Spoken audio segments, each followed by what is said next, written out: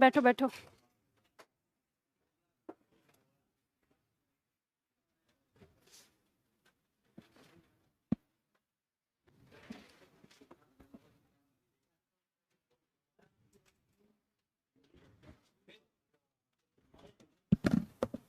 आज हम क्या पढ़ने वाले हैं? छंद।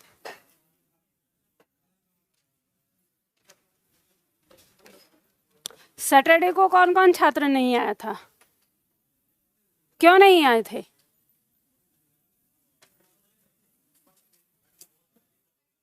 हाँ,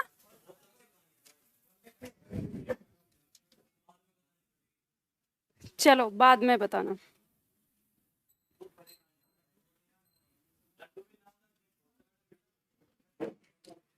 चलो देखो, हम लोग शुरू करेंगे।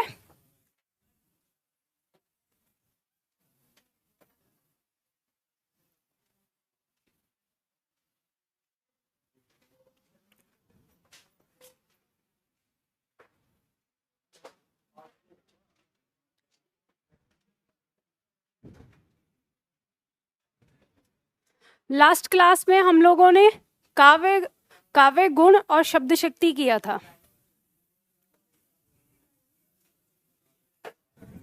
आज हम करेंगे छंद और उसके प्रकार। शांत हो जाओ।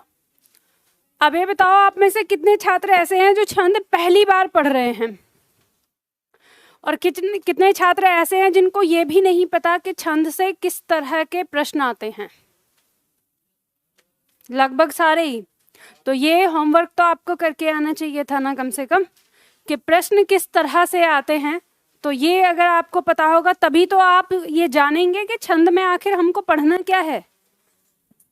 देखो, सबसे पहले ये जान ही लो कि प्रश्न किस तरह के आते हैं इसमें, उसके बाद ही आपको इसमें कुछ चीज़ें समझ में आएंगी। लोग कहते हैं छंद बहुत ज़्यादा कठिन होता है, समझ में नहीं आता है। तो बात सही है, छंद कठिन तो होता ही है, लेकिन छंद जितना ज़्यादा कठिन है, अगर इसे सही ढंग से समझ लिया जाए उतना ज़्यादा सरल भी है। प्रश्न कुछ इस तरह से आएगा, जैसे यहाँ पर दिया हुआ है, रहीमन पानी राखिए बिन पानी सब सून, पानी गए न उबरे मोती मानस चून। ये पंक्ति आपने अलंकार में भी देखी। आपसे ये भी पूछा जा सकता है कि इस पंक्ति में अलंकार क्या है। आपसे ये भी पूछा जा सकता है कि इस पंक्ति में रस कौन सा है।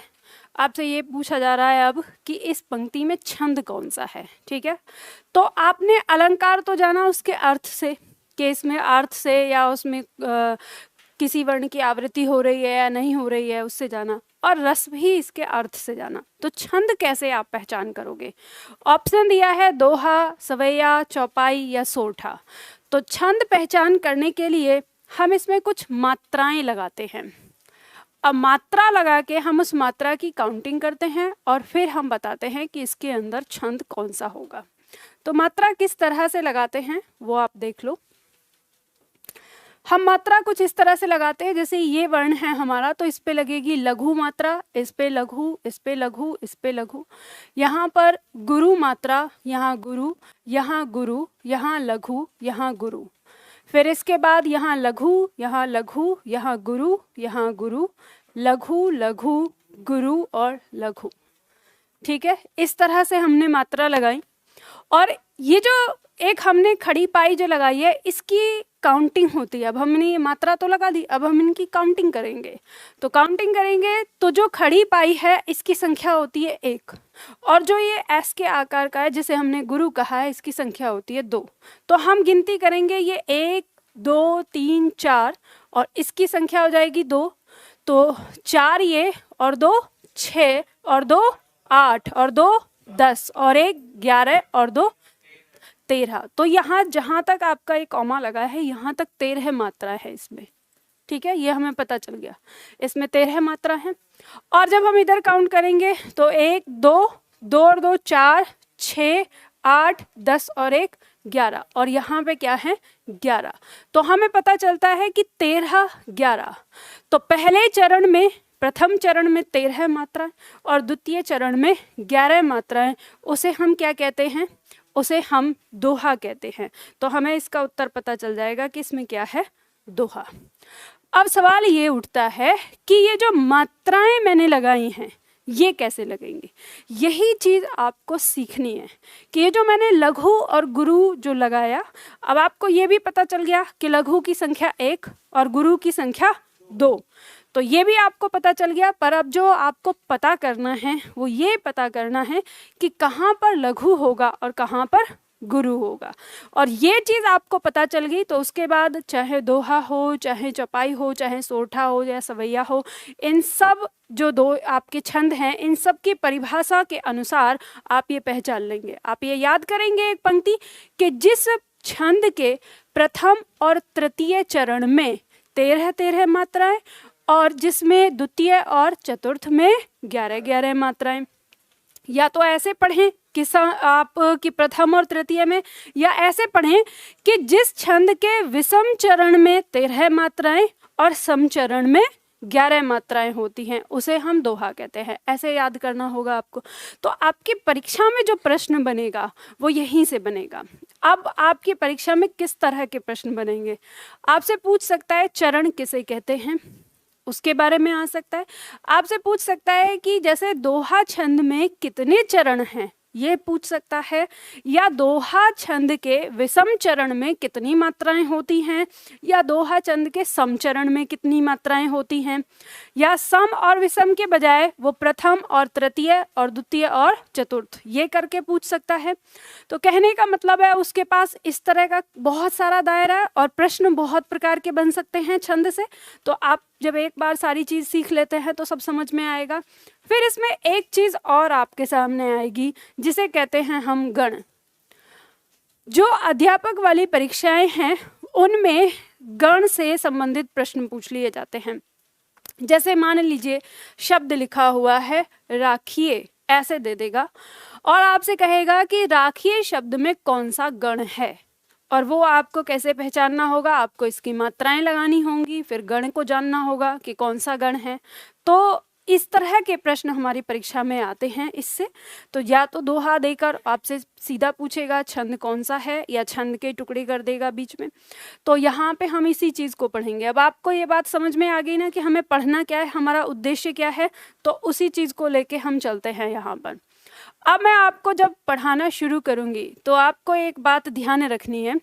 जब मैं आपको पहले आधा घंटे पढ़ाऊँगी तो पहले आधा घंटे हो सकता है कि आपको कुछ भी ना समझ में आए, ठीक है, हो सकता है कुछ भी ना समझ में आए कि हम पढ़ क्या रहे हैं, ये हो क्या रहा है। लेकिन जब आधा घंटे बाद हम उसका उदाहरण करेंगे तो आपको बिल्कुल उस मूवी की तरह क्लियर हो जाएगा जिस मूवी में पहला 2 घंटा जो होता है वो सस्पेंस चलता रहता है और लास्ट में फिर एक ऐसा सीन आता है जिससे सारा सस्पेंस ख़त्म हो जाता है। तो वैसा ही हमारा छंद होगा। तो आप पहले आधा घंटे समझने की एक्टिंग करेंगे। समझ गए ना, क्या करना है, समझने की एक्टिंग करनी है कि हाँ हमें अब ये मत सोचना कि एक्टिंग करनी है तो समझेंगे ही नहीं। जो मैं समझा रही हूँ उसे समझने की कोशिश करेंगे। देखो समझने के तरीके 2 होते हैं। एक होता है वो पॉइंट जो कहा जा रहा है उसको हम समझ गए कि ये क्या कह रहा है। एक होता है कि उसके पीछे का बैकग्राउंड हम समझ रहे हैं। तो इसमें पीछे का बैकग्राउंड आपको तुरंत समझ में नहीं आएगा। आपको अभी क्या समझना है, जो पंक्ति मैं आपको बताऊंगी चाहे वो आधा टुकड़ों में हो चाहे वो एक विस्तार में हो, ठीक है। तो इस तरह से समझना है, क्योंकि जिस प्रकार से हमने अलंकार और रस पढ़ते समय उसके जो अवयव हैं उनके बारे में पढ़ा, वैसे ही छंद को समझने से पहले छंद के अवयव के बारे में हमें पढ़ना होगा, ठीक है। चलो हम लोग शुरू करते हैं। तो शांति बनाए रखें और ध्यान से रहें। और ऑनलाइन वाले छात्र ध्यान दें, आज बिल्कुल भी कमेंट नहीं करनी है। अगर आप कमेंट के चक्कर में रहेंगे तो छंद समझ में नहीं आएगा। छंद मैंने कहा आपसे पहले ही पिछली क्लास में बोला था, क्या हुआ, क्या करना है, बंद करना, ठंड लग रही है। चलो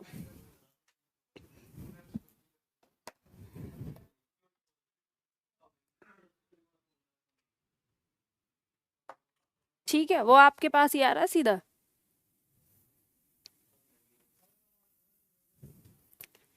चलो अब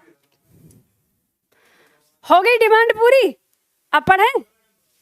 चलो देखो, हमने सबसे पहले अलंकार के बारे में पढ़ा था। तो हमने कहा था कि काव्य का जो आभूषण होता है वो क्या होता है, अलंकार होता है।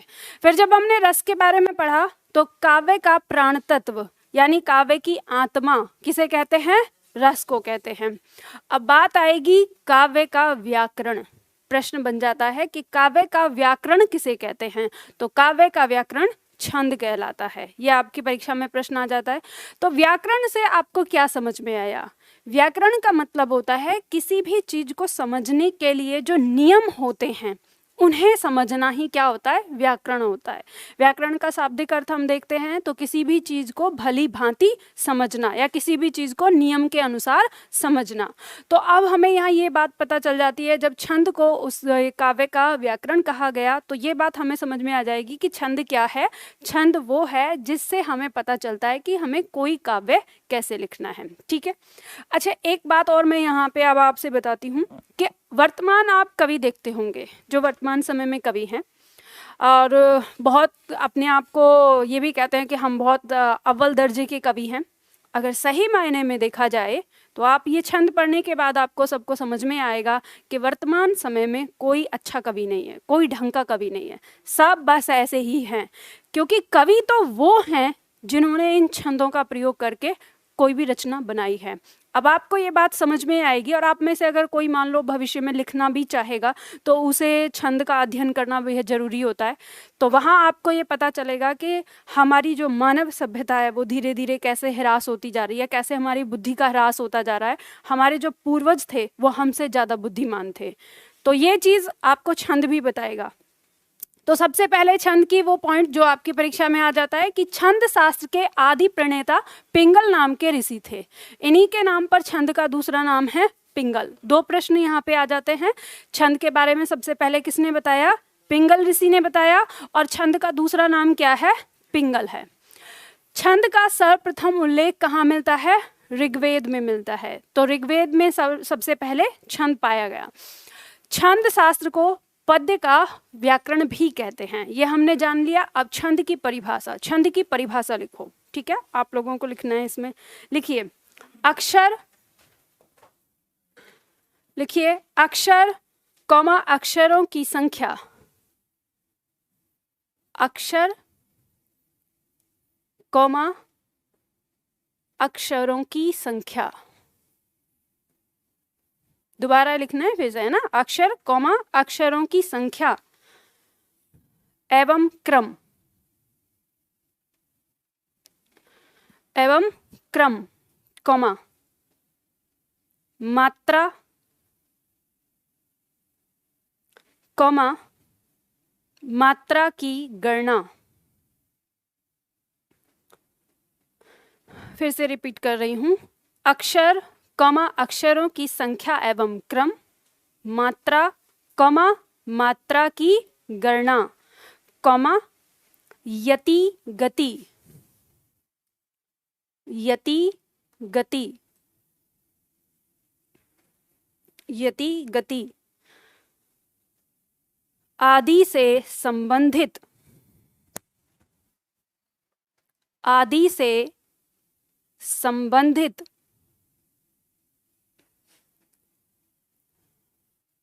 विशिष्ट नियमों से, आदि से संबंधित विशिष्ट नियमों से,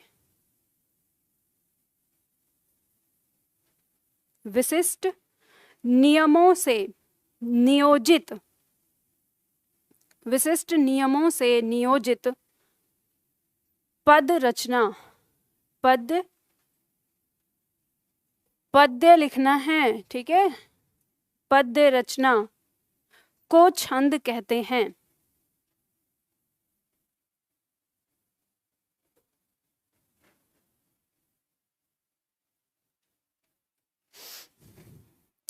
पद्य रचना को छंद कहते हैं। ठीक है, पूर्ण विराम लगा दीजिए, उद्धरण चिन्ह में बंद कर दीजिए इस परिभाषा को। परिभाषा को देखकर आपको ये समझ में आ गया होगा कि जिसकी परिभाषा इतनी टेढ़ी है तो आगे क्या होगा। तो ध्यान रखिएगा, ये तो किताबी भाषा है और किताबी भाषा के अनुसार हमें लिखना है, क्योंकि परीक्षा में दे दिया रहता है, कभी भी परिभाषा आपको लिख कर दे दें।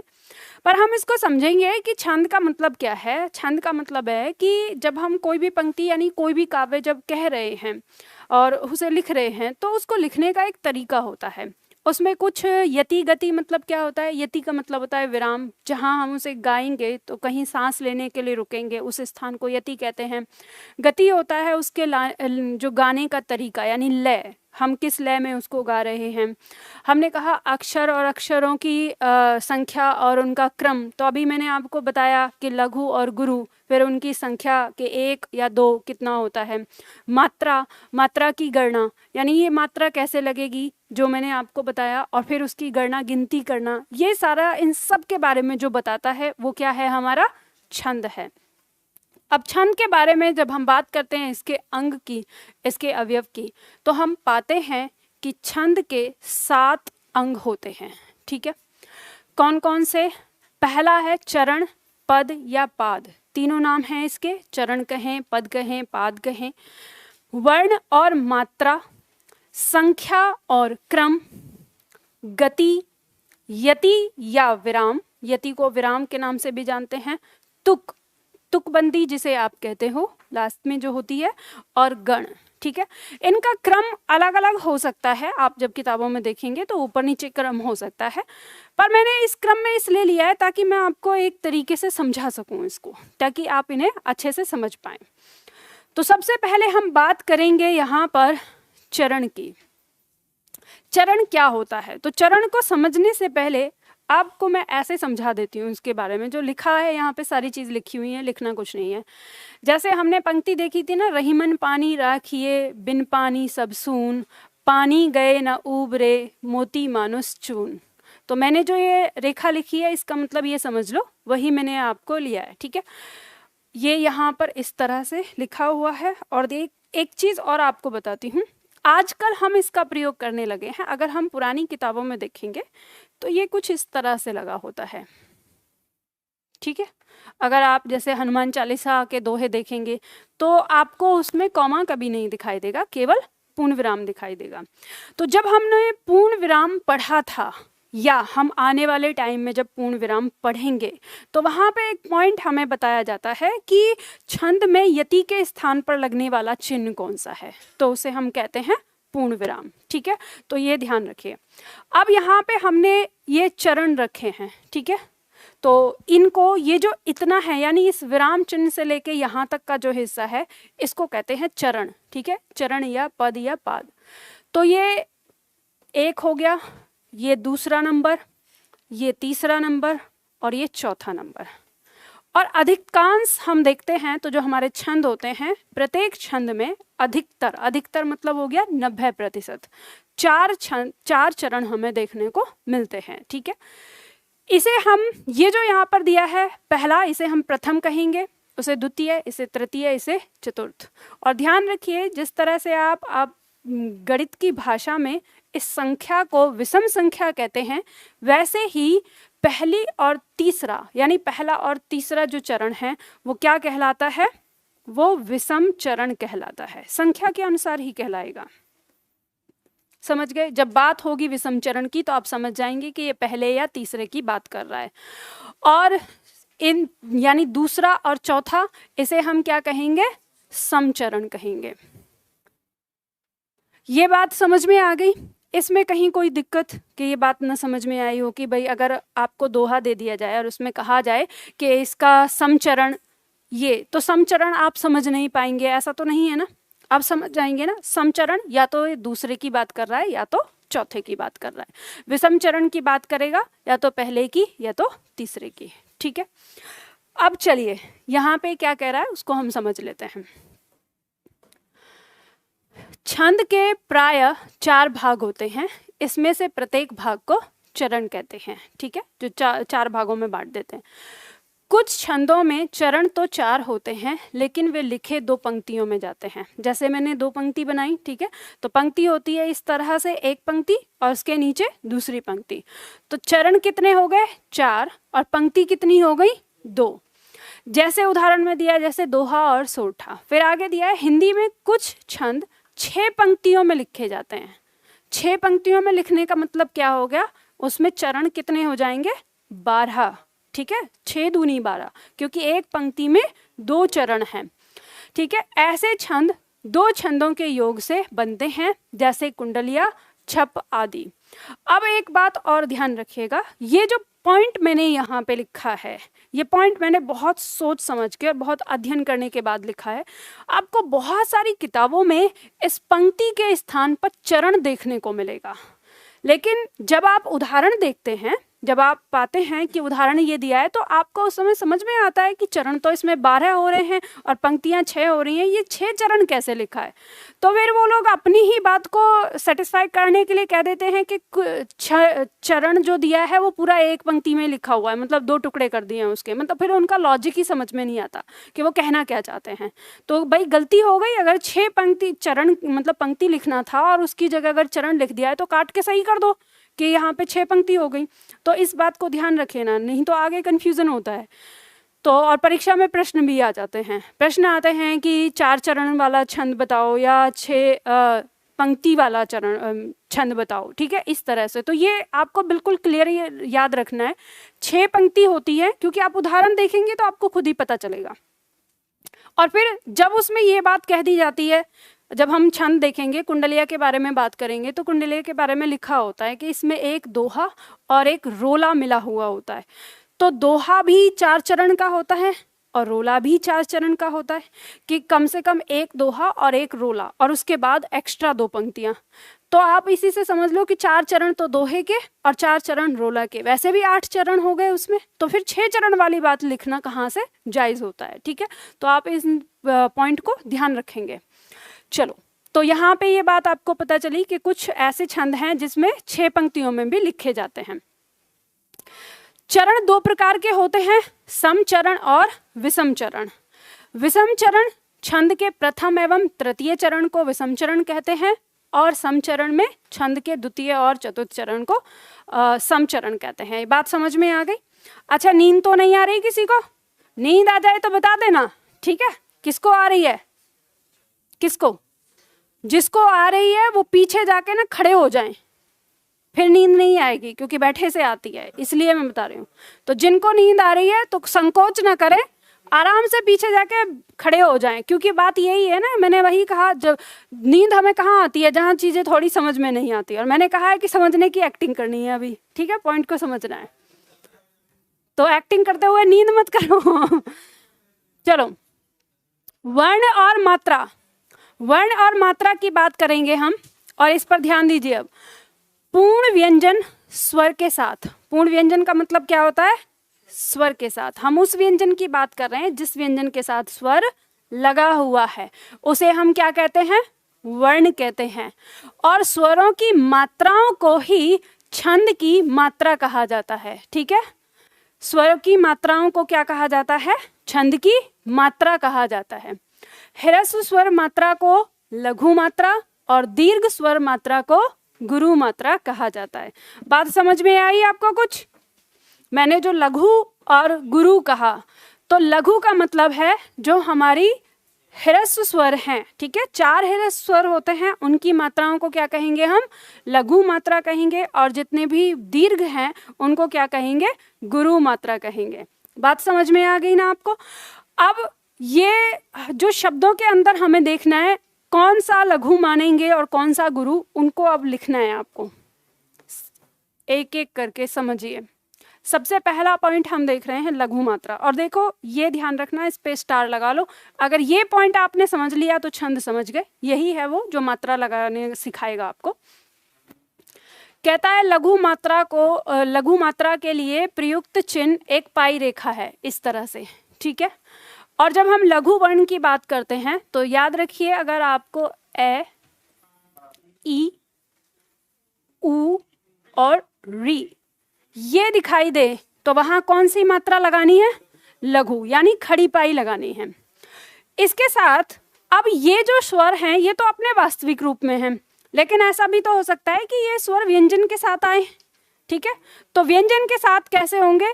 जैसे अ इसमें, जैसे ई इसके साथ, ठीक है। अब कोई भी क की जगह कोई भी हमारा व्यंजन हो सकता है, जैसे कु और जैसे कृ, ठीक है। ये आ गया। तो जब भी कभी आपको ऐसा वर्ण दिखेगा, अब आपको बात समझ में आ गई, अगर किसी वर्ण के ऊपर कोई मात्रा नहीं दिखाई दे रही तो उस पर कौन सी मात्रा होगी? लघु मात्रा होगी। ठीक है, इसके साथ एक चीज और लिख लो, चंद्र बिंदु। ये याद रखना है आपको। लघु तो आपको पता ही है, अगर किसी वर्ण के ऊपर चंद्र बिंदु दिख रहा है तो वहां पे कौन सी मात्रा लगेगी? लघु। बात समझ में आ गई?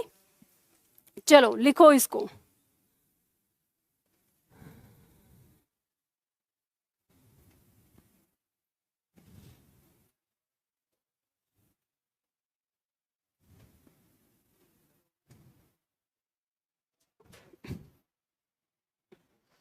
उतार लो जल्दी से।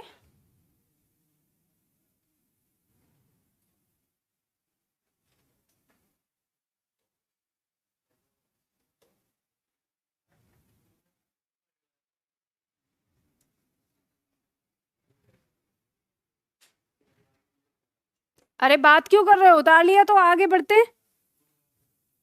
उतारो। मैंने आप लोगों से कहा था, जिन लोगों ने वर्णमाला से क्लास ली है, कि ये वर्णमाला आपका पीछा नहीं छोड़ेगी अंतिम क्लास तक। ये समझिए हमारी समझने और समझाने वाली ये अंतिम क्लास है। छंद की क्लास होती है जो समझाने वाली। इसके बाद जो कुछ भी आएगा वो सब कुछ आपको स्वयं ही याद करना होगा। मैं सिर्फ आपको तरीका बताऊंगी कि कैसे याद करना है। इसके बाद कोई भी ऐसी चीज नहीं है जो पढ़ाई जाए या जिसे समझाया जाए। लिख लिया ये? चलो अब इसके बाद देखते हैं गुरु मात्रा। गुरु मात्रा हमारी क्या क्या होती है।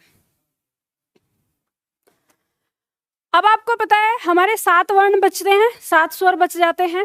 तो गुरु में आ जाएगा हमारा आ, ई, उ, ए, ऐ, ओ, औ। इनको अगर हम किसी व्यंजन के साथ रखेंगे तो इनका व्यंजन। ठीक है, जैसे क के साथ हमने क, की, कु, के, क, को और कौ। ध्यान दीजिए हमारा जो अनुस्वार होता है वो भी किस में आता है? लघु में। और जो हमारा विसर्ग होता है, सॉरी, गुरु में। जो हमारा अनुस्वार और विसर्ग है वो भी किस में आता है? गुरु मात्रा में आता है।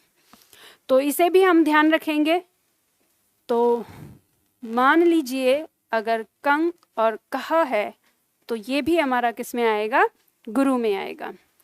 इसके साथ अब अगर हम देखते हैं 2 पॉइंट और हैं, पहले इनको लिखिए उसके बाद मैं बताती हूँ।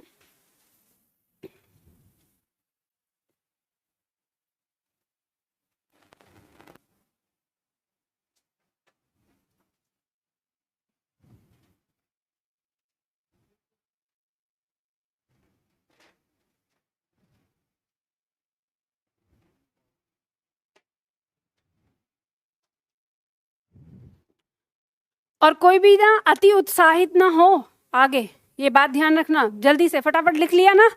इसके बाद एक चीज और लिखो, मेरे साथ ही लिखना है। संयुक्त अक्षर से, संयुक्त अक्षर से पहले वाला वर्ण। ठीक है, संयुक्त अक्षर से पहले वाला वर्ण, ब्रैकेट में उदाहरण लिख लीजिए इस तरह से।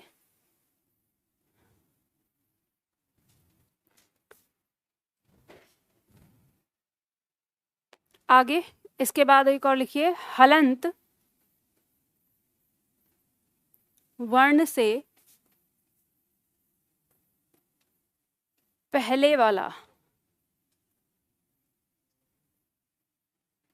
वर्ण।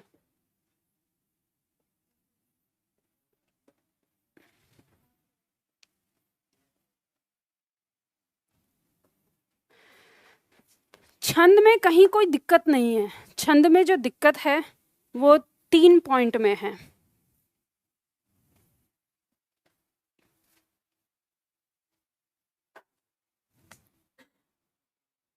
ये तो हमें ऐसे समझ में आ जाता है, लघु मात्रा और दीर्घ मात्रा स्वरों से ही समझ में आ जाता है, लेकिन समस्या जो हमारे सामने आ जाती है वो 3 पॉइंट में होती है। एक तो चंद्र बिंदु, तो चंद्र बिंदु हमें पता है वो कहाँ होगा, लघु में होगा। दूसरा पॉइंट होता है संयुक्त अक्षर से पहले वाला वर्ण। हमें ये समझना मुश्किल हो जाता है कि संयुक्त अक्षर से पहले वाला वर्ण का मतलब क्या है। और दूसरा पॉइंट होता है हलंत वर्ण से पहले वाला वर्ण। ठीक है, ये अब इन दोनों पॉइंट को आपको समझना है। तो संयुक्त अक्षर मतलब आपने पढ़ा या आप वर्णमाला में पढ़ेंगे, जब हमारे कोई भी व्यंजन लगातार आ जाता है, यानी बीच में कोई उसके स्वर ना हो, कोई भी व्यंजन जब लगातार आ जाता है तो वो क्या बन जाता है, संयुक्त अक्षर बन जाता है। जैसे मान लो शब्द लिख रही हूं मैं सत्य, अगर मैं आपसे कहूं कि इसमें संयुक्त अक्षर क्या है तो आप बताएंगे ये है। अब ये संयुक्त अक्षर कैसे हुआ, यानी ये त और त के बाद क्या है य, और य के बाद इसका स्वर है अ। तो यहाँ पे लगातार व्यंजन 2 बार जहां आ जाता है, कम से कम 2 बार, वो क्या हो जाता है, संयुक्त अक्षर हो जाता है। तो इस संयुक्त अक्षर से पहले वाला वर्ण, अब इस संयुक्त अक्षर से पहले वाली मात्रा क्या होगी हमारी, स पे जो अ मात्रा है ये क्या हो जाएगी, ये गुरु हो जाएगी। बात समझ में आई किस तरह से, देखो इसको मैं इस तरह से लिखती हूँ, जो भी हमने शब्द लिखा है सत्य, या इसे जो मैंने उदाहरण दिया है ना इसी को बताती हूँ। जैसे देखो अगर हम इसको खोल के लिखेंगे तो ये हो गया हमारा व्यंजन और ये हो गया इसका स्वर, फिर हमारा ये व्यंजन और फिर हमारा क्या है व्यंजन और इसका स्वर। इसी तरह से टुकड़े करते हैं हम इसके। तो हमको ये पता है कि यहाँ पर ये 2 बार 2 आ गए लगातार हमारा व्यंजन, तो ये क्या हो गया, संयुक्त अक्षर हो गया। संयुक्त अक्षर से बोलेंगे तो इस संयुक्त अक्षर से पहले वाला जो स्वर है वो क्या होगा, गुरु होगा। अगर वो गुरु है तो फिर तो कोई दिक्कत ही नहीं है, तब तो गुरु ही लगेगा। लेकिन अगर वो अपने आप में क्या है, लघु है, तो हमें इसके ऊपर मात्रा क्या लगानी होती है, गुरु। बात समझ में आ गई? अगर नहीं समझ में आई तो अभी के लिए इतना ही समझ लो, मैं इसको और बार बताऊंगी, ठीक है, जब आएगा तो और बार बताऊंगी, फिर समझेंगे। तो ये बात समझ में आ गई ना, इतनी बातें हमें समझ में आई। अब आगे बढ़ते हैं। संख्या 3, संख्या और क्रम। यहाँ कह रहा है कि संख्या और क्रम यानी वर्णों और मात्राओं की गणना को हम क्या कहते हैं, संख्या कहते हैं। और लघु मात्रा की संख्या 1 तथा दीर्घ मात्रा की संख्या 2 होती है। ये हमने जान ही ली पहले। जो लघु मात्रा है उसको हम संख्या कितना काउंट करते हैं, 1, और गुरु को कितना करते हैं, 2। लघु और गुरु के स्थान निर्धारण को क्रम कहते हैं। मतलब जब हम इसको निर्धारित करने लगते हैं कि ये गुरु है, ये लघु है, ये गुरु है, ये लघु है, उस चीज को हम क्या कहते हैं, क्रम कहते हैं। ठीक है। नंबर 4 कहता है कि छंद के पढ़ने के प्रवाह या लय को क्या कहते हैं, गति कहते हैं। जब हम छंद को पढ़ रहे हैं तो हमें गति यहाँ पे पढ़नी नहीं, हमारी परीक्षा में आती नहीं, ये उनके लिए है जिन्हें छंद पढ़ना होता है। नंबर 5 पॉइंट आता है यति या विराम। तो छंद में नियमित वर्ण या मात्रा पर सांस लेने के लिए रुकना पड़ता है। इसी रुकने के स्थान को क्या कहते हैं, यति या विराम कहते हैं। इसके बाद छठा आता है तुक।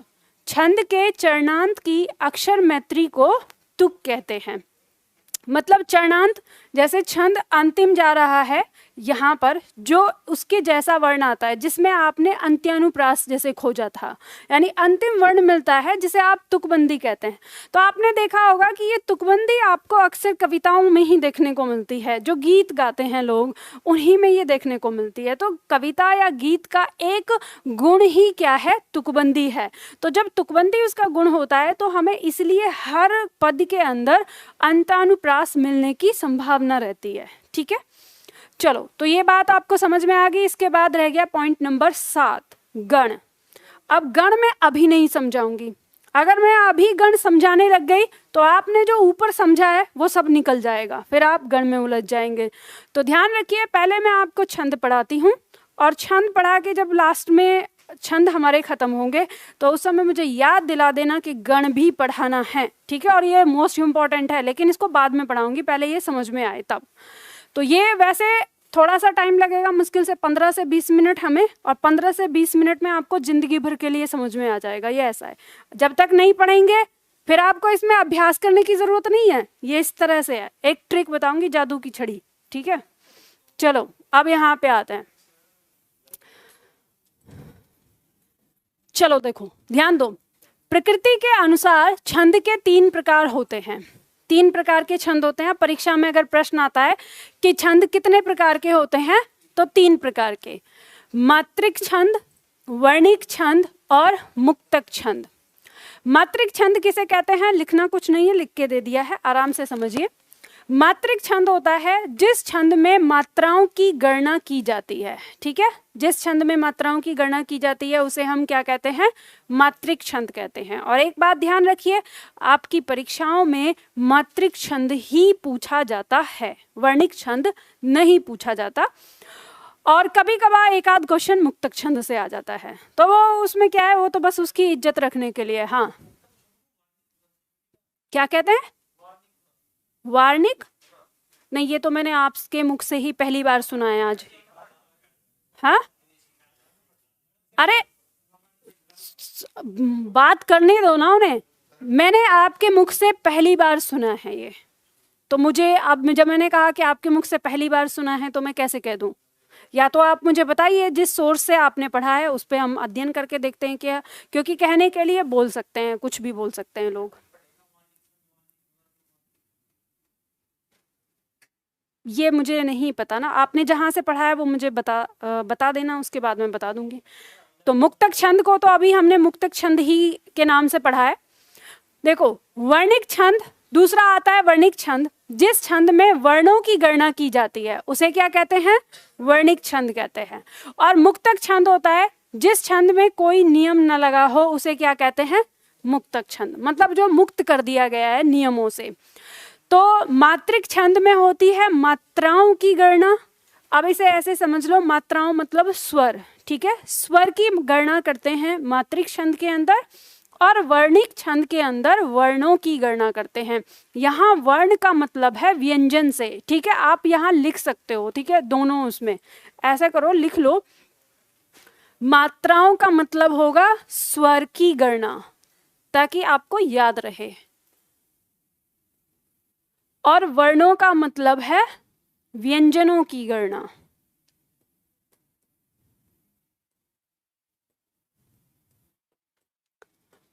और व्यंजन भी कौन सा, पूर्ण व्यंजन। पूर्ण व्यंजन का मतलब समझते हो, जिसके साथ स्वर लगा हो। अगर आधा आ गया ना, जैसे मान लो ये शब्द लिखा है सत्य, और आपसे वर्णिक छंद के अंदर ये पूछा जाए कि इस शब्द में कितने वर्ण हैं, तो आप बताएंगे 2, एक तो ये और दूसरा ये, ठीक है, 2 वर्ण हैं। तो आधा है तो वो काउंट नहीं होता, ठीक है, उसकी गणना नहीं होती है। बात समझ में आ गई। मुक्तक छंद जिसमें कोई नियम नहीं लगा होता वो क्या होता है, मुक्तक छंद होता है।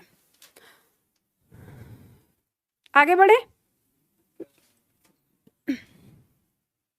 चलो देखो, सबसे पहले बात करते हैं मात्रिक छंद की। ध्यान रखिए, आपकी परीक्षाओं में जो पूछा जाता है मात्रिक छंद पूछा जाता है, और अगर कभी कभार वर्णिक छंद के बारे में अगर पूछा जाएगा तो वो केवल एक परीक्षा है, वो भी अध्यापक वाली। मैं आप लोगों को केवल मात्रिक छंद ही पढ़ाऊंगी जो आपकी परीक्षाओं में आता है। मात्रिक छंद की संख्या एक कहते हैं लिमिट है। यूपी के एग्जाम में 4 या 5 ही आपके मात्रिक छंद आते हैं, और एमपी के एग्जाम में 2-3 संख्या और बढ़ जाती है, ठीक है। तो हम इतना ही पढ़ेंगे, उसमें मात्रिक छंद ही केवल पढ़ेंगे। बाकी मैंने इसमें लिख कर दे दिया है, अगर किसी की इच्छा हो आगे पढ़ने की तो वो पढ़ सकते हैं। तो मात्रिक छंद 3 प्रकार के होते हैं, सम मात्रिक छंद, विषम मात्रिक छंद और अर्ध सम्मात्रिक छंद। अब आपकी परीक्षा में ये भी प्रश्न आ जाता है, मान लो दोहा देकर या दोहा या 4 ऑप्शन दिए हैं, आपसे पूछ सकता है कि निम्न में से कौन सा सम्मात्रिक छंद है और कौन सा विसम्मात्रिक छंद है या कौन सा अर्ध सम्मात्रिक छंद है। तो आपको ये भी ध्यान देना होगा, हम लिखेंगे हर छंद के साथ कि यह कौन सा है। सम्मात्रिक छंद में दिया है जिस छंद की सभी मात्राएं समान होती हैं उसे सम्मात्रिक छंद कहते हैं। ठीक है, अब देखो इसमें एक बात याद रखना, इसका कहने का मतलब क्या है, इसका कहने का मतलब है चरण के अंदर, ठीक है, जिसके सभी चरणों के अंदर मात्राएं समान होती हैं वो क्या कहलाएगा, सम्मात्रिक छंद कहलाएगा। विसम्मात्रिक, जिस छंद की सभी मात्राएं समान नहीं होती हैं, मतलब जिसके अंदर चरण में अगर एक भी चरण में ऊपर नीचे मात्रा हो गई तो वो क्या हो जाता है, विसम्मात्रिक हो जाता है। मान लो कि अगर 3 चरण में समान समान है और चौथे चरण में असमान हो गई तो भी वो क्या हो जाती है, विसम्मात्रिक हो जाती है। अर्ध सम्मात्रिक छंद कहता है जिस छंद की आधी मात्राएं समान होती हैं उसे अर्ध सम्मात्रिक। कहने का मतलब क्या है, इसे समझ लो। 4 चरण हैं आपके, जिस छंद के अंदर आधे 2 चरणों में समान और आधे 2 चरणों में समान, उन्हें हम क्या कहते हैं, अर्ध सम्मात्रिक कहते हैं। ठीक है, चलो अब इसके बाद दोहा है, हम पढ़ना शुरू करते हैं। पहला छंद है हमारा मात्रिक छंद दोहा, और इसे हम इसकी परिभाषा लिखते हैं। लिखो इसकी परिभाषा, लिखो। जिस छंद के प्रथम और तृतीय चरण में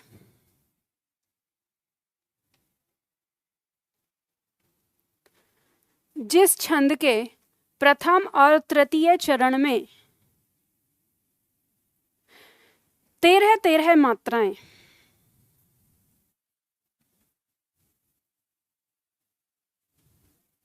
जिस छंद के प्रथम और तृतीय चरण में 13 मात्राएं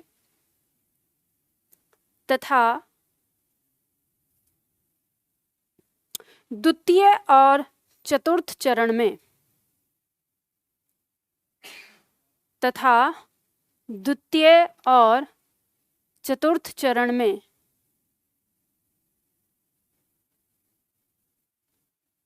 द्वितीय और चतुर्थ चरण में 11 मात्राएं होती हैं।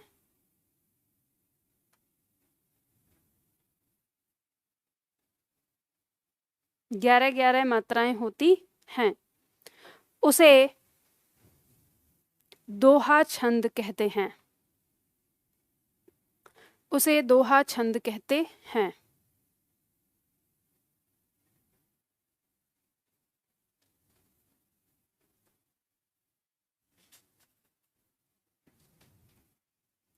उसे दोहा छंद कहते हैं। पूर्ण विराम लगा के लिखो, यह एक अर्ध सम्मात्रिक छंद है। यह एक अर्ध सम्मात्रिक छंद है।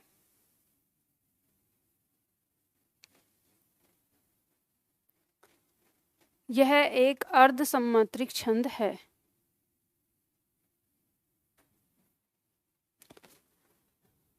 देखो, जब लिखोगे अर्ध, द आधा है, ध पूरा है और र ऊपर जाएगा। ठीक है, अर्ध सम्मात्रिक छंद है। पूर्ण विराम लगा दीजिए। अर्ध सम्मात्रिक का मतलब समझ रहे हो, इसके प्रथम और तृतीय में 13 और द्वितीय और चतुर्थ में 11। ठीक है, समान मात्राएं हैं।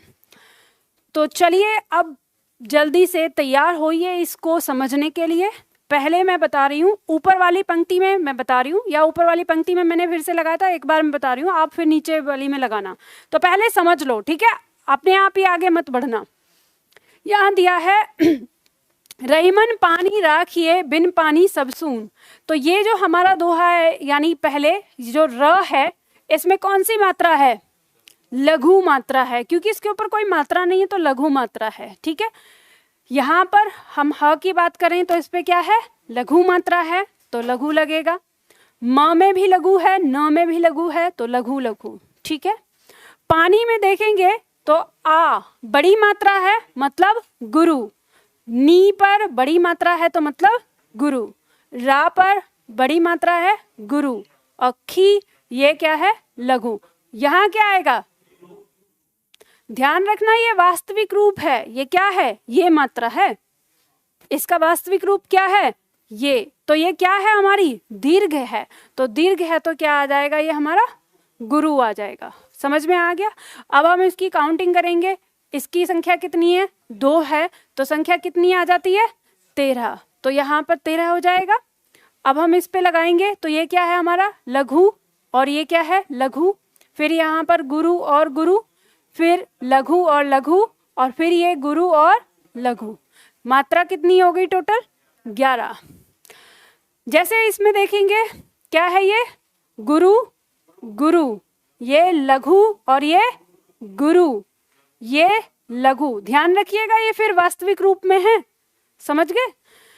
उसके बाद ये गुरु वास्तविक रूप में आया है, बड़ा ऊ, ठीक है। और ये हो गया लघु और ये हो गया गुरु। तो 2 4 1 5 और 2 7 और 1 8 और 2 10 और 1 11 और 2 13। 13 हो गई इधर। यहाँ पर गुरु गुरु, फिर गुरु, ये लघु, ये लघु, ये गुरु और ये लघु। यहाँ देखेंगे 2 4 6 8 10 और 1 11। तो ये कितनी हो गई? 11। समझ में आ गई? अब दूसरा पॉइंट है, लगाओ मात्रा जल्दी से फटाफट, और जल्दी से मात्रा लगाओ।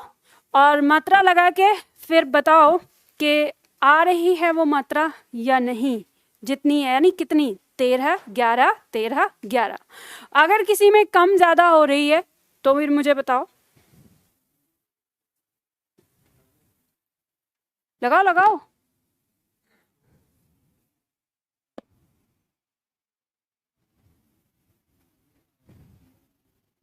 और जो मैंने अभी लगाई है, जो वहां पे लिखी हुई है, उसे बिना देखे ही लगाओ। और फिर देखो चेक करके कि सही आ रही है या नहीं। इसे थोड़ा सा इधर कर लो। रास्ता रोक के बैठे हो, तुम्हें तो पता है ना कि आज चेक इन होगी।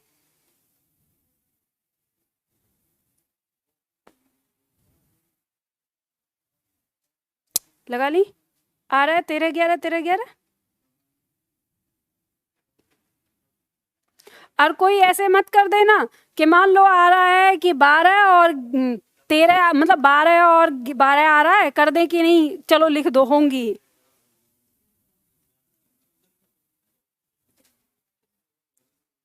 काउंट करके देखो, है ना।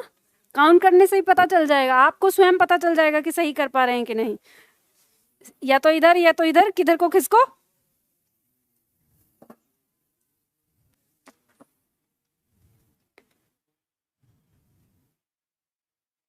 आ रहा है समझ में?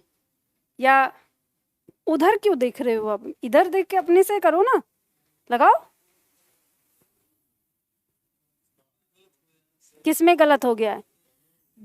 इसमें 14 आ रही है ना, तो 14 आ रही है तो उसमें ये चीज खोजो ना कि आखिर गलती कहाँ कर रहे हैं हम। 14 कैसे आ रही हैं? गुरु पे सही लगा रहे हो क्या? गुरु, अच्छा सही है। बड़े ऊ की मात्रा है कि छोटे ऊ की? सही आ गया।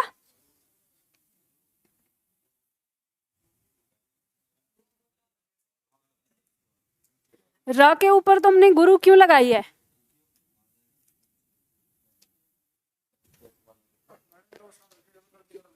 कुछ और दिख रहा है? हाँ, गलती कर रहे हो।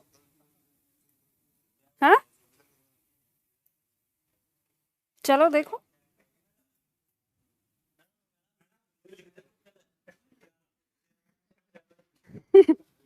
तुक्के से लिख के तुम मेरा क्या बिगाड़ लोगे?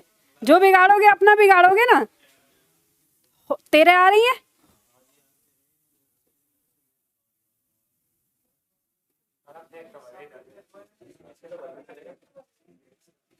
ठीक है, आपने लगाई? बताओ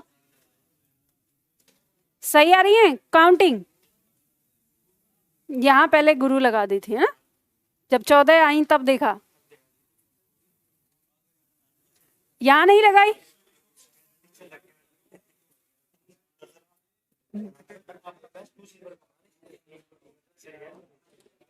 नहीं, ये देखो, एक बार ये इस तरह से यहाँ पे लगाइए तो दूसरी यहाँ भी तो लगेगी ना, फिर इस तरह से तो तुम्हारी 12 काउंटिंग होंगी। कितनी है संख्या? संख्या कितनी आ रही है? ये दो दो काउंट कर रहे हो, दो क्यों काउंट कर रहे हो उसको? हो गई पीछे? गुरु में दिक्कत आ रही है ना? हो गई। चंद्र बिंदु है, पहले ही बताया है लघु रहेगी, दिक्कत क्या है? हाँ, तो छोटा ही ऊ तो है ये। देखो ये जो गुरु है ना, ये लघु और लघु रहेगा। ये जो र के ऊपर ये मात्रा अगर होगी तो ये होगी गुरु, और र के ऊपर ये मात्रा होगी तो ये होगी लघु। तो गुरु में लघु मात्रा होती है, ठीक है। अब इसके बाद जैसे मान लो ये शब्द लिया है बरनऊ, इसमें ऊ के ऊपर चंद्र बिंदु लगा हुआ है। ऊ ये भी छोटी मात्रा है और चंद्र बिंदु भी छोटी है, तो इसमें क्या लगेगा? छोटा ही, यानी लघु लगेगा। अगर ये ऐसे होता, अगर ये ऐसे लगा हुआ होता तो आपको गुरु चुनना है, समझ गए? क्योंकि बड़ा ऊ उसमें है ही पहले से, अगर ऐसे होगा तो इस बात का ध्यान रखिएगा, छोटी छोटी चीजें, ठीक है।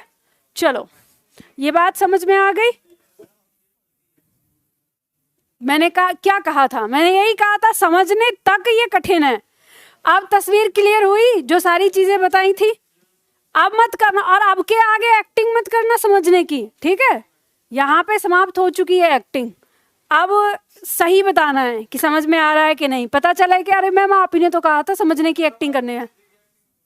क्या क्या? अरे क्या कह रहे हो, समझ में नहीं आ रहा। चलो लिखो, चौपाई की परिभाषा लिखो।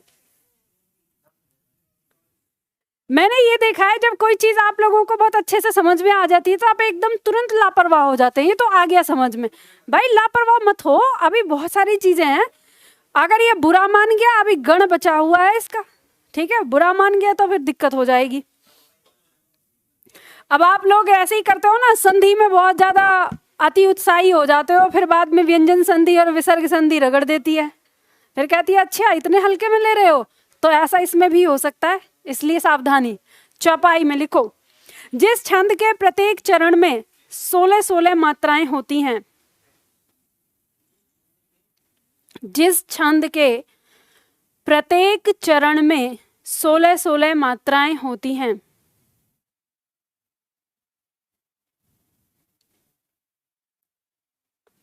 जिस छंद के प्रत्येक चरण में 16-16 मात्राएं होती हैं, उसे चौपाई छंद कहते हैं। उसे चौपाई छंद कहते हैं। उसे चौपाई छंद कहते हैं। पूर्ण विराम लगा के आगे लिखिए। इसके अंत में जगण सामने देख के लिखना, ब्रैकेट में लिखिए लघु गुरु लघु। इसके अंत में जगण और तगण, गुरु गुरु लघु। इसके अंत में जगण और तगण नहीं होता। इसके अंत में जगण और तगण नहीं होता। यह एक सममात्रिक छंद है। यह एक सममात्रिक छंद है। ऑनलाइन वाले सावधानी से ध्यान दें, मैं दोबारा रिवीजन करवाऊंगी, पर पहले लिखो, यह एक सममात्रिक छंद है, ठीक है। अब इसमें उदाहरण दिया है आगे, सुखी मीन जे नीर अगाधा। जल्दी से लिखिए, जल्दी से लगाइए मात्रा और बताइए कि क्या इसमें 16-16 मात्राएं हैं या नहीं।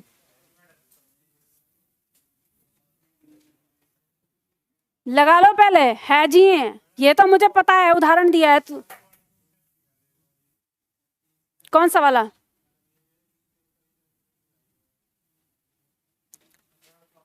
इसमें क्या दिक्कत आ गई? मैंने बताया तो लिखवाना क्या है, वो तो जहां लघु और गुरु मात्रा लिखवाए वहां तो लिखा हुआ है।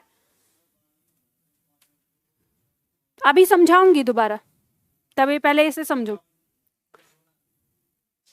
देखो अगर किसी में 15 हैं या किसी में 17 हैं तो मुझे बताओ कैसे लगाना है। ध्यान दो, ये लघु है तो लघु मात्रा, ये गुरु यानी दीर्घ वर्ण है तो गुरु मात्रा, गुरु मात्रा लघु, इस पे क्या लगेगा गुरु, इस पे क्या लगेगा गुरु लघु, इस पे क्या लगेगा अ है, ठीक है, तो लघु, और यहाँ गुरु और गुरु, ठीक है।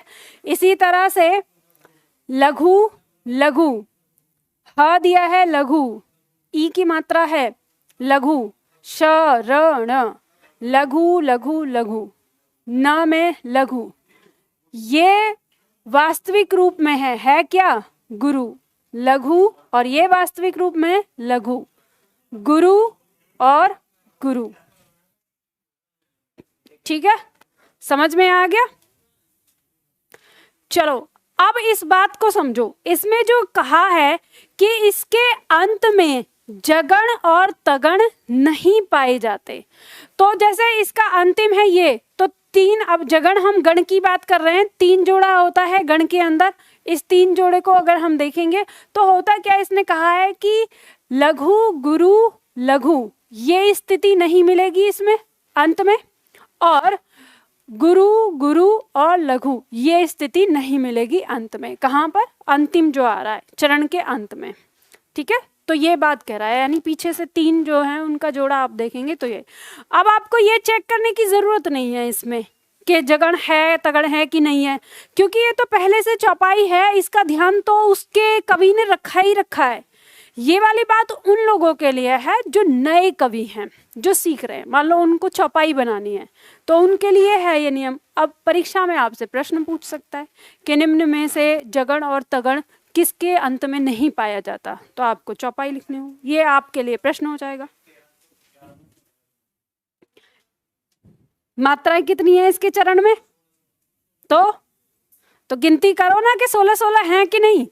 यहाँ पे देखो, ये 1 हो गया, 2 3 और 3 और 2 5 और 1 6, 6 और 2 8 और 2 10 और 2 12 और 2 14 और 2 16, तो इसमें गिनती होगी 16-16। चारों चरण में कितनी मात्राएं चाहिए, 16-16, ठीक है। तो जिस चरण में 16-16 मात्राएं आ जाएंगी वो छंद कौन सा हो जाएगा, चौपाई हो जाएगी, ठीक है। तो लगाओ सारे, इसमें नीचे तक भी लगाओ जल्दी फटाफट, और जिस शब्द में आपको नहीं समझ में आ रहा वो मुझसे पूछो, मैं यहाँ पे बताती हूँ कौन सा शब्द है जिसकी मात्रा आपको दिक्कत कर रही है तुम्हारी। देखो इसमें ध्यान दो, पहला ये वर्ण, अब सभी लोग ध्यान दें इस चीज पे, तुम्हारी शब्द के बारे में बता रही हूँ, फिर सबको प्रॉब्लम होती है इसमें। यहाँ पे हमारा क्या है, लघु है, ठीक है, तो लघु है तो हम क्या मात्रा लगाएंगे, लघु लगाएंगे। लेकिन जैसे ही हम आगे बढ़ेंगे तो हमें ये यहाँ पर म और ह क्या दिखाई दे रहा है, संयुक्त अक्षर दिखाई दे रहा है। तो जब संयुक्त अक्षर होता है तो उससे पहले वाला वर्ण चाहे लघु हो या दीर्घ, मात्रा क्या लगेगी, गुरु मात्रा लगेगी, तो इसकी मात्रा क्या हो जाएगी, गुरु। अब इसमें यहाँ पे आ आया है तो इस आ की मात्रा क्या है, गुरु, और बड़ी ई आई है तो इसकी मात्रा क्या है, गुरु। समझ गए, नहीं समझे फिर से समझ लो, फिर से समझ लो। मैं बात कर रही हूं इस शब्द की,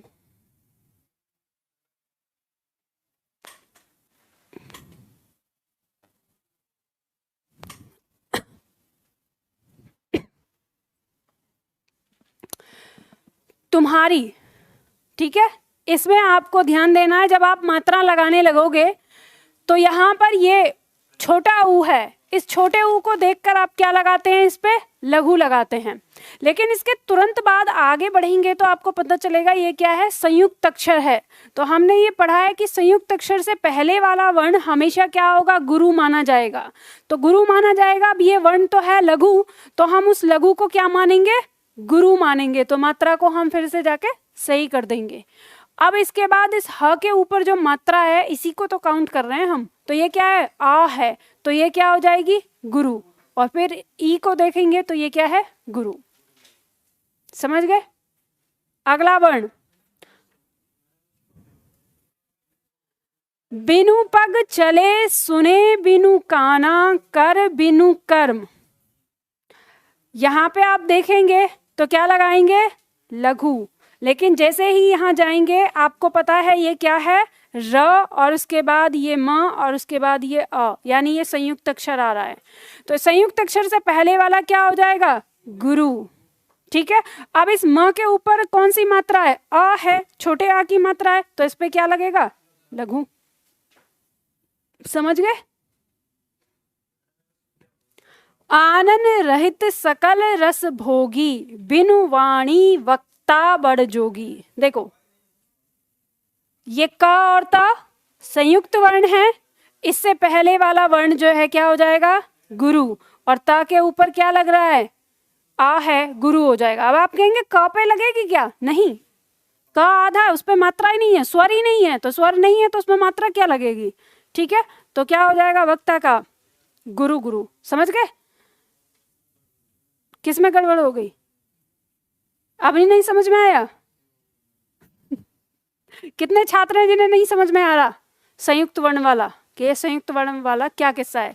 अरे बेझिझक अब एक्टिंग नहीं करनी है, और दूसरे का हाथ मत पकड़ो, अपना हाथ उठा दो, दूसरे को नहीं है। देखो ध्यान दो, संयुक्त अक्षर और हल वाले अक्षर को आपको समझना है। संयुक्त अक्षर को समझ जाओगे तो जहां हल लगा है उससे पहले वाले वर्ण को समझ जाओगे। जैसे देखो मैं अब यहाँ पे आपको समझाती हूँ। हम बात कर रहे हैं, आपको ये बात तो पता है संयुक्त अक्षर क्या क्या होगा। संयुक्त अक्षर का मतलब है कि आपको एक व्यंजन, दूसरा व्यंजन, दो व्यंजन जब लगातार दिख जाएं तो वो स्थिति क्या होगी, संयुक्त व्यंजन की होगी। जैसे मान लो हमने अगर शब्द लिखा दर्द, तो यहाँ पे हम लिख रहे हैं ये जो ऊपर जा रहा है ये भी संयुक्त अक्षर है। क्यों है संयुक्त अक्षर, क्योंकि जब आप इसको तोड़कर लिखेंगे द, अ, फिर लिखेंगे र, फिर लिखेंगे द, और फिर लिखेंगे अ, तो यहाँ पे ये र और द लगातार आ रहा है, तो ये हो गया संयुक्त अक्षर। और इस संयुक्त अक्षर से पहले वाला जो स्वर होगा, अगर वो लघु है तो भी, अगर वो दीर्घ है तो भी आपकी मात्रा क्या लगेगी इसके लिए, गुरु। बात समझ में आ गई। जैसे देखो मान लो जैसे शब्द है हमारा सत्य दिया है, और हम इसे अगर थोड़ी देर के लिए ऐसे मान लें, हम इसे आ यहां लगा लें, समझ गए, तो इस आ के अनुसार यहां पर मात्रा क्या होगी, गुरु होगी। आप गुरु मात्रा लगा के आगे बढ़ेंगे, आपको पता चलेगा कि यहाँ पे वर्ण क्या है, संयुक्त अक्षर है। तो इससे पहले आपको क्या लगाना है, गुरु लगाना है, लेकिन यहाँ पे गुरु पहले से ही लगा हुआ है तो कोई दिक्कत नहीं है। अब इस य की मात्रा क्या है, अ, इसकी मात्रा तो क्या है, लघु है, छोटी है, तो यहाँ पर फिर हमें क्या लगाना है, लघु। बात समझ में आ गई। अब जैसे सत्य लिखा हुआ है, शब्द है हमारा सत्य। अब सत्य में आपको पता है यहाँ आपने पहले लघु लगाई जब आप पहले पॉइंट पे आए, लेकिन आप जैसे ही आगे बढ़े तो आपको पता चला कि ये तो क्या है, संयुक्त अक्षर है, तो आप वापस आके इसको सही करेंगे कि ये क्या होना चाहिए, हमारी गुरु होनी चाहिए। फिर यहाँ पे देखेंगे यहाँ क्या है, अ है।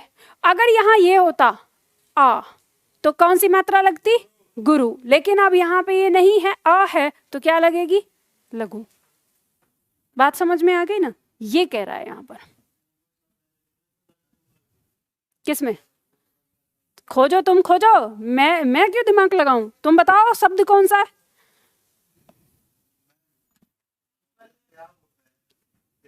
जैसे मान लो हम लिख रहे हैं अगर कर्मा,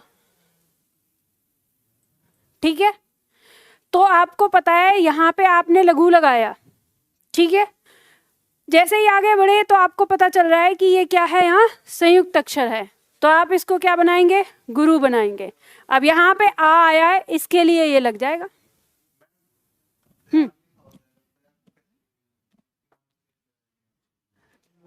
त्याग है। अब आप यहाँ लगा रहे हैं, इसने कहा है संयुक्त अक्षर से पहले वाला, यहाँ कुछ दिख रहा है? जब दिख नहीं रहा है तो क्या लगाना है? इसको लगाएंगे, इसको देखेंगे, इसकी मात्रा क्या है? गुरु, और इसकी मात्रा क्या है? लघु। बस। नहीं, देखो शब्द है श्याम, जब इस तरह से लिखा हुआ है तो यहाँ पे संयुक्त अक्षर है। अब संयुक्त अक्षर से पहले वाला वर्ण तो है नहीं यहाँ पे कोई, तो यहाँ पे हम क्या लिखेंगे? इसकी मात्रा है गुरु, तो गुरु आ गया, इसकी मात्रा है लघु, तो ये आ गया। लेकिन अगर हम इससे पहले लिख दें घनश्याम, तो ये इससे पहले जो न है, जो लघु है, ये क्या हो जाएगा? गुरु, और ये हो जाएगा लघु, और इस तरह से इसकी मात्रा हो जाएगी। समझ में आ गया? ठीक है।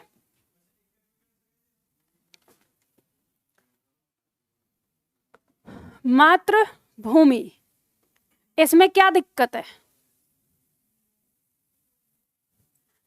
मात्रा क्या है? गुरु। ये मात्रा क्या है? ये कोई संयुक्त अक्षर थोड़ी है आपका, ये क्या है? री की मात्रा है, लघु है, वो लघु आएगा। ये हो गया गुरु और ये हो गया लघु। आ गया?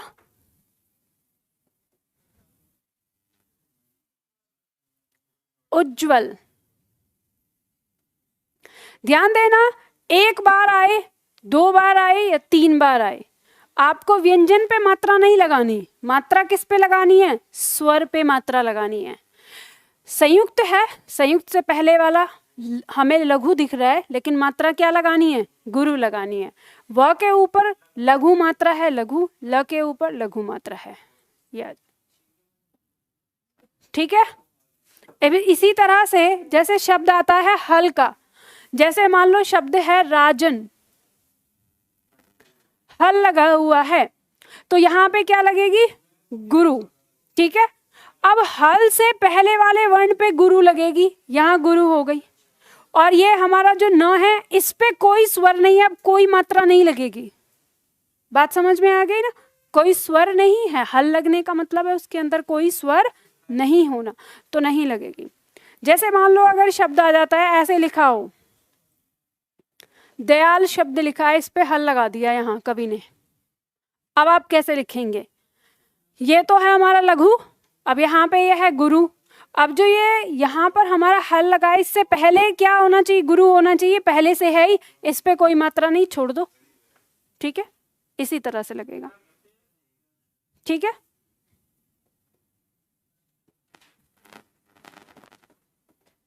प्रत्येक, देखो ये हमारे यहाँ पे क्या है? संयुक्त है, संयुक्त से पहले कोई है नहीं, छोड़ देंगे। अब हम इस पे देखेंगे, इस पे कौन सी मात्रा है, छोटी है कि बड़ी? जो र के साथ अ है वो क्या है? अ है ना, तो ये हमारी हो जाएगी यहाँ पे लघु। अब जैसे ही आगे बढ़ेंगे तो हमें पता चलेगा कि यहाँ पे फिर से संयुक्त अक्षर आ रहा है, तो संयुक्त अक्षर आ रहा है तो इस लघु को क्या बनाएंगे? गुरु बनाएंगे। फिर आगे यहाँ पे इसकी मात्रा देखेंगे तो क्या है? गुरु है। फिर इसके बाद इसकी मात्रा देखेंगे, लघु है। बात समझ में आ गई? ऐसे होगा। बस इसमें यही पॉइंट है, एक यही पॉइंट तो है संयुक्त वाला जो आपको बताना है। अब आपकी परीक्षा में प्रश्न ऐसे आ जाएगा, र पूरा है, वर्णमाला नहीं पढ़ी है, कोई बात नहीं है, वर्णमाला पढ़ेंगे ना तब समझाएंगे पूरा। जिनको अगर नहीं समझ में आ रहा है उनको उस समय समझ में आ जाएगा जब हम वर्तनी पढ़ेंगे वर्णमाला के साथ। ठीक है, बात समझ में आ गई? चलो, तो अब हमने क्या पढ़ा आज की क्लास में? आज तो इतना ही पढ़ाऊंगी।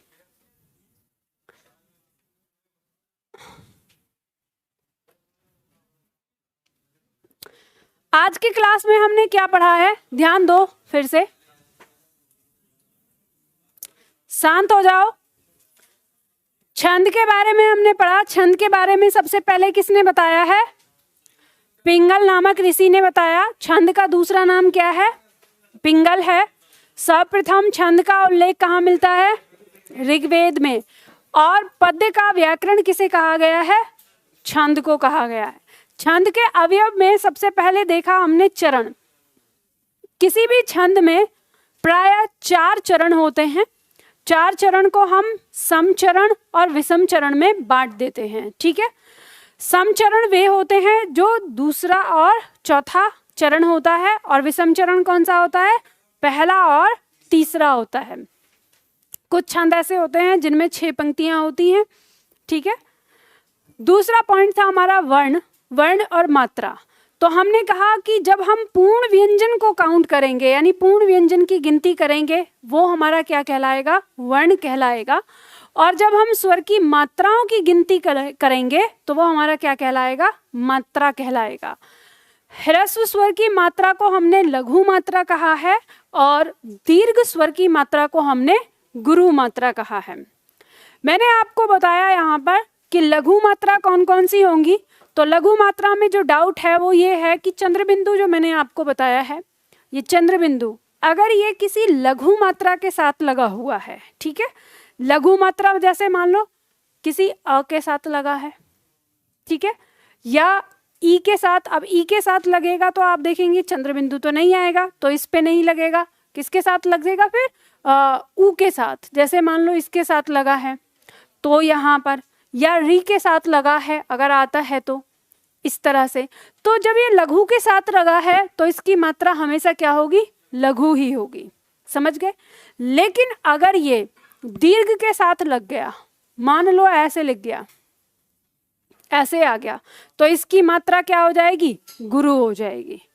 फिर ठीक है, डॉक्टर पे नहीं आएगी, डॉक्टर मात्रा अभी वो तो आ ही है, ठीक है। इसी तरह से जैसे मान लीजिए कि अगर आपने बड़ा ऊ लगा के और तब चंद्र बिंदु लिखा है, ठीक है, तो वहां पे भी क्या होगी, गुरु होगी। बात समझ में आ गई। तो ये बात याद रखना इसमें कि अगर ये हमारी गुरु मात्रा के साथ आती है तो फिर जो लघु है वो गौण हो जाएगा, जो फोकस जाएगा वो किस पे जाएगा, गुरु पे जाएगा।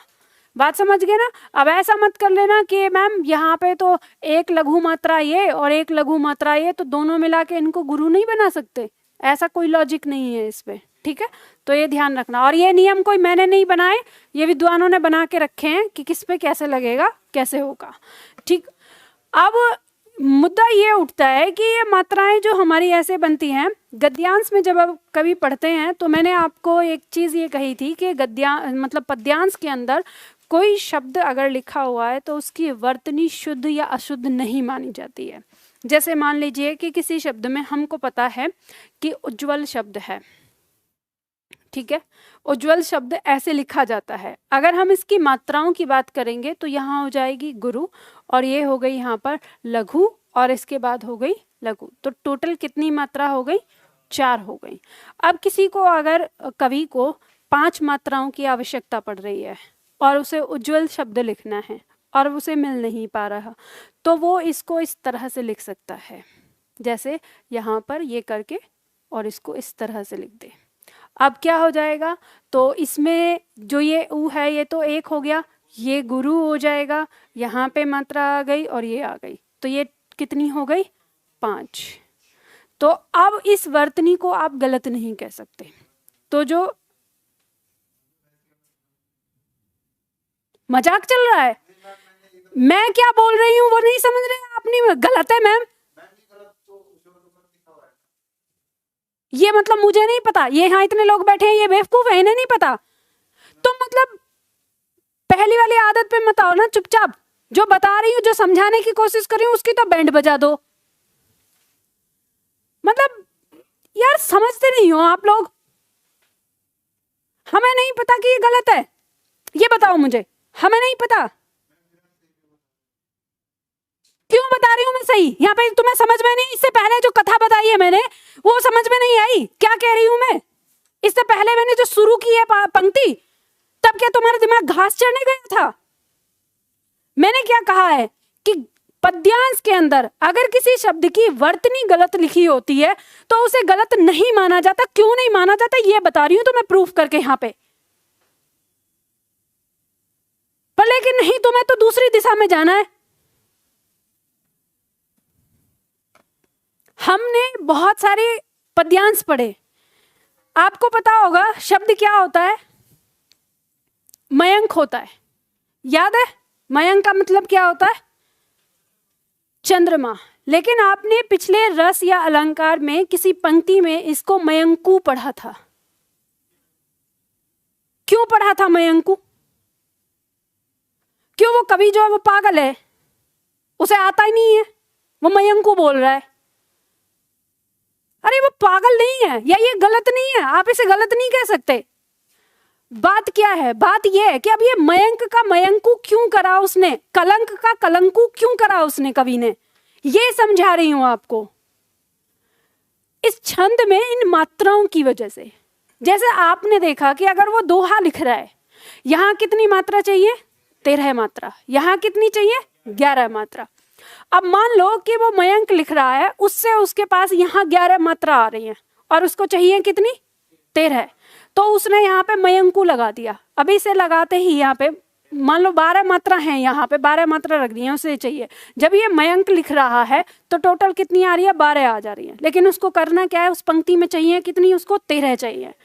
तो वो कुछ रिदिम बनाएगा, उस रिदिम से क्या करेगा? ऊ कर दिया तो बड़ी मात्रा लग के क्या हो गई? 13 टोटल हो गई संख्या। मैं आपको यही समझा रही हूं कि कभी भी पद्यांश की वर्तनी से आप गद्यांश की वर्तनी की तुलना ना करें। गद्यांश में वर्तनी गलत है तो गलत है, लेकिन पद्यांश में वर्तनी जैसी कवि ने लिखी है आपको वो माननी पड़ेगी, आप उसको गलत नहीं कर सकते। मैं ये समझा रही हूं यहां पर। तब मैंने आपको बताया कि उज्जवल, जब आपने वहां पे एक छात्र ने बोला था, जब हम पढ़ रहे थे अलंकार, उसमें आ रहा था, छात्र ने कहा था मैम इसमें वर्तनी गलत लिखी हुई है। तो मैंने क्या कहा था? नहीं, गलत नहीं लिखी है, कवि के अनुसार लिखी हुई है। ये मैं आपको बात समझा रही हूं कि वर्तनी गलत नहीं होती पद्यांश में। पद्यांश में कई बार आप देखेंगे कि कवि लिख रहा है अवधि में, पूरी पंक्ति उसने अवधि में लिखी, लेकिन कोई एक शब्द भोजपुरी से उठा के रख रखा है उसने। क्यों उठा के रखा है उसने? इसलिए रखा है क्योंकि उसको अपनी पंक्ति के अंदर छंद में उसको पिरोना है। अब वो कोई भी छंद रखेगा, या तो दोहा रखेगा, सोठा रखेगा, चौपाई में रखेगा, या फिर रोला, और भी बहुत सारे आते हैं, उन सब में रखेगा वो। और जब उन पंक्तियों के अंदर जब उसे रखना है तो उसके अंदर वो काउंटिंग करता है। वो कैसे करता है? कोई भी कवि अपने, जब आजकल के कवि क्या है, मुक्तक बोलते हैं सब। मैंने तभी कहा कि आपको ये बात पता चलेगी छंद पढ़ने के बाद कि आज के कवि कोई मेहनत नहीं करते, बस ऐसे ही जो मन में आया कुछ भी धांग रहे हैं। वो कोई योग्य कवि नहीं है। अगर हम पिछले कवियों की तुलना करें, जिन्होंने दोहा लिखा है, सोठा लिखा है, छंद लिखे हैं जिन्होंने, उनकी बात करें तो उसमें कवि क्या करता है? सबसे पहले अपने मन की बात लिखता है पेपर पे। बात लिखने के बाद फिर एक छंद डिसाइड करता है कि मुझे इसे चौपाई में लिखना है, कि दोहा में लिखना है, कि रोला में या सोठा में। और फिर उसके नियम देखता है, और उसके नियम देखने के बाद उस पर फिर देखता है कि जो मैं बात लिख रहा हूँ वो पूरे उसमें आ रही है या नहीं आ रही है। अगर उसकी मात्रा ऊपर नीचे होती है कहीं पे तो फिर वो शब्द खोजता है और वो देखता है। तो तभी हम जब बात करते हैं कि एक शब्द है हमारा चंद्र, इस चंद्र के इतने सारे पर्यायवाची क्यों आ रहे हैं? क्या अगर यहाँ पर जब जो कवि है वो अगर निशाकर कह रहा है तो निशाकर कहने की बजाय वो चंद्र भी तो लिख सकता है। क्यों लिख रहा है वो निशाकर? क्योंकि उसे कहीं ना कहीं मात्राओं की प्रॉब्लम हो रही है और मात्राओं को सेट करने के लिए वो उसके पर्यायवाची की तरफ जा रहा है। तो यहाँ मैं आपको ये बताने की कोशिश कर रही हूँ कि जब मात्राएं लगाता है, यानी जब कवि रचना करता है, तो कोई भी दोहा एक दिन में नहीं बन जाता, कोई भी छंद एक दिन में नहीं आता, उसे बहुत मेहनत करनी पड़ती है।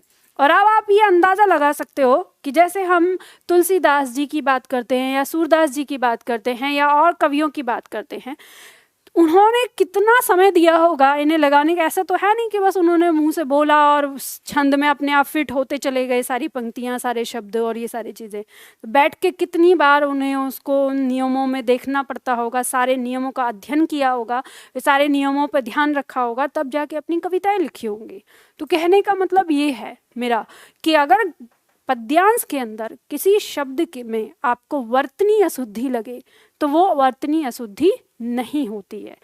हाँ, अब मैं ये चीज कहना चाहूंगी, जो कवि ने लिख के कविता आपको दी है उसकी बात कर रही हूँ। अब मान लो कोई टाइपिस्ट आ रहा है और कवि की ही कविता में कुछ चेंज करके और वो आपको दे दे, तो वहां तो फिर उस टाइपिस्ट की गलती होगी। कहने का मतलब है पंक्ति के अंदर अगर कोई शब्द आ रहा है, जैसे मयंक का मयंकू बना, कलंक का कलंकू बना, ये क्यों बना, किस वजह से बना, इतना अलग क्यों लिखा, उज्जवल का उज्जवल जिसे हम गद्य में गलत मानते हैं उसको यहाँ पे क्यों माना गया सही, ये मैंने आपको बताया। बात समझ में आ गया ना? और इस तरह की हरकतें मत किया करो। ध्यान यही बात हो गई ना, मैं जो यहाँ कह रही हूँ आपका ध्यान तो है नहीं, आपने फ्लो में आप कुछ भी बोल रहे हो। चलो ठीक है, ध्यान दो। अरे सॉरी बोलने नहीं है, ये ओल्ड स्टूडेंट है, दिमाग खराब करते हैं, इनको तो मन करता है मेरा डंडा लेके पीटने का। ये मेरी गलती है ना कि इनको परमिशन देती हूं मैं यहाँ पर। तो आज के लिए हम इतना ही करेंगे, फिर कल की क्लास में करेंगे, ठीक है?